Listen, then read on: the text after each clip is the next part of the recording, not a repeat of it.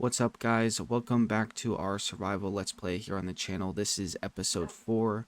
Now, I haven't been feeling too well the last week, so there wasn't a whole lot coming out of this week in terms of content. I did record some videos, one for this, one for Terraria, and one for a secret project that I'm working on for you guys that you'll probably see hopefully starting sometime this week, depending on how I feel. But this episode isn't going to be too crazy. I didn't feel well, so I missed a lot of recording sessions. Every time I sat down, I would feel extremely nauseous. So it was a bit rough for me. I did forget to record some things, which is why it'll seem pretty jumpy and as if things just appear out of nowhere. I do walk through the world, kind of show you guys, tell you what I did for the things that I did miss, and other things I just kept out because I felt they were too boring anyways.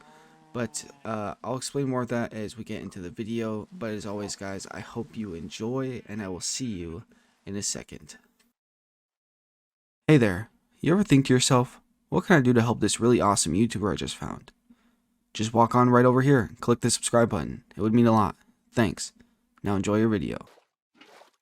When I first loaded up my world for more episodes and videos this week, I had a plan of doing a lot more adventuring. We explored the caves and cliffs update for the first time last episode.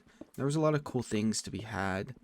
I was a bit confused and overwhelmed about how to get specific materials, but I was doing my research where I could. But since I didn't feel too well this week, I decided to keep things above ground. I didn't really want to deal with a lot of fighting mobs and whatnot, so I decided to get a lot more of the automation, more farm lifestyle out of the way. We've done a lot of that this series already, so I hope it's not too boring for you guys. But there's a lot of cool things to be had and a lot of cool things to do in terms of that stuff, especially in the automation field. So starting off, I decided to build a iron farm. It wasn't too crazy. It's nothing nuts. Definitely something anybody can do. The version I did was a four-corner kind of version with, I believe, upwards of 12 villagers.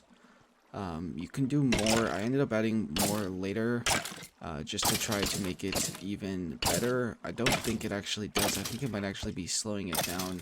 So that's something I'll probably revisit in the future. But the video I watched, I'll leave like a link in the description for a tutorial in case you're interested.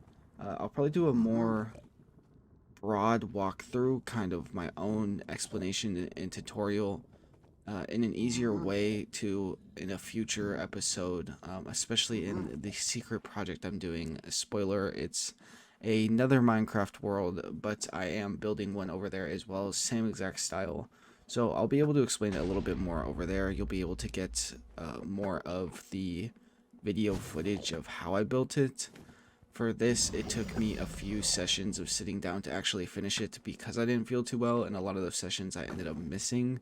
So in terms of what I did in the overworld, that was a majority of it.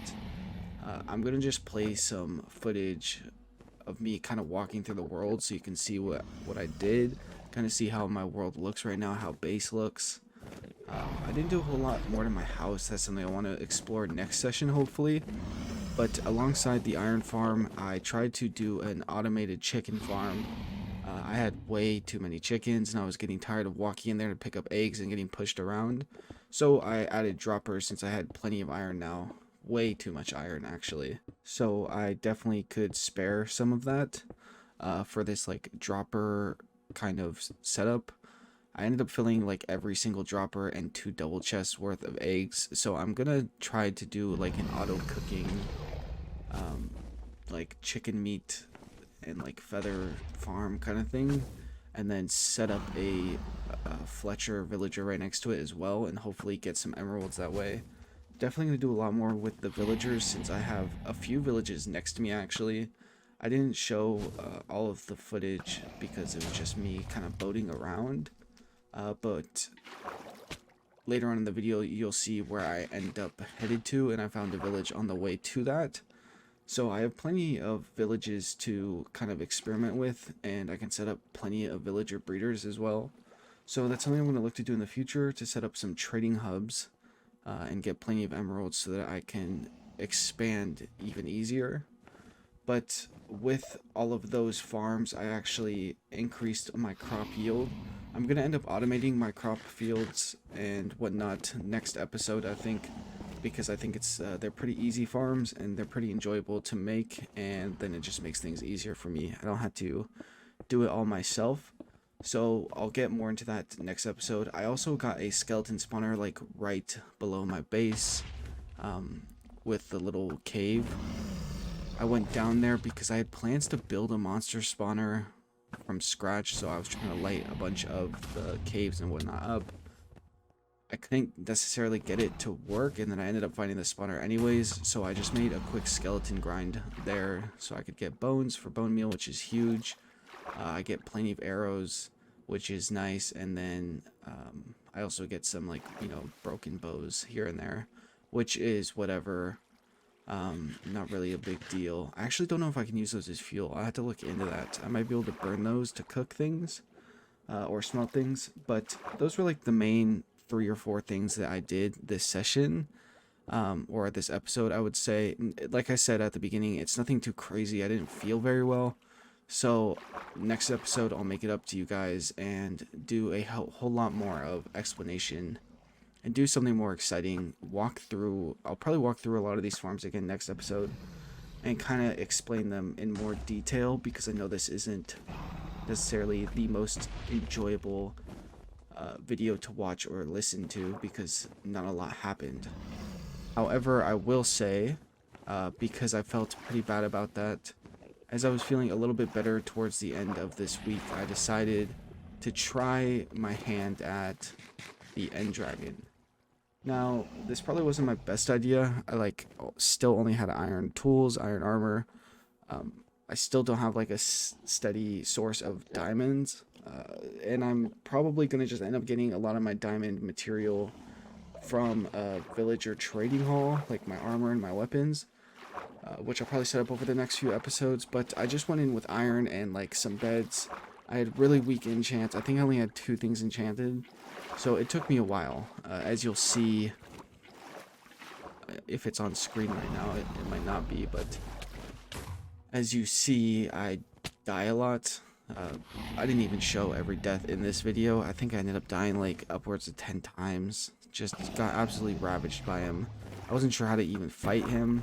I didn't know how to get melee hits on him. I had to keep tabbing in and out of the game to look things up, watch videos and whatnot. I do end up killing the Ender Dragon, which the reason I kind of rushed it was I felt it would be pretty easy, which it wasn't necessarily the easiest thing in the world, but it wasn't anything too crazy. And I wanted to get into the end cities and get some raiding done, because I could also get diamonds and materials that way, and I really needed an elytra. With an elytra, I could do a lot more of the things I wanted to do with my world, which was, you know, build the farms and whatnot that I've been really into. I've been watching a lot of videos on automated farms, redstone, etc. So if I wanted to do any of that, I was really going to need a way to get around faster.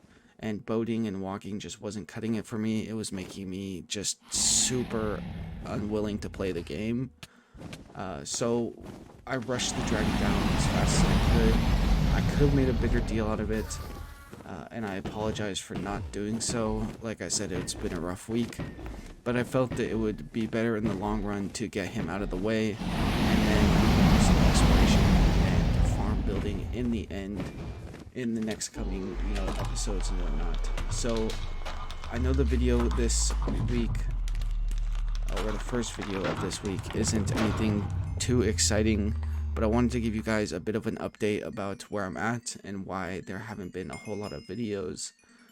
But I definitely have a lot more recorded that I'm going to try to edit down as fast as possible and hopefully get you guys videos every day again. Maybe a few days here I'll do 2 a days, just to kind of make up the lack of content this week. Like I said, guys, I apologize. You know, I feel horrible about the content coming back like this, but this is just the reality of life, and sometimes it's going to happen. There's been some kind of sickness going around my family, So nothing I can really do about it. I can't really chug a bucket of milk like I can in Minecraft and drop any bad effects, unluckily. But things will hopefully get better soon. I'll be back up to 100%, and then we'll really start cranking out the content for everybody. As always, I hope you guys have a great day. Remember to take care of yourselves, take care of one another, and I'll see you in the next video. Bye-bye.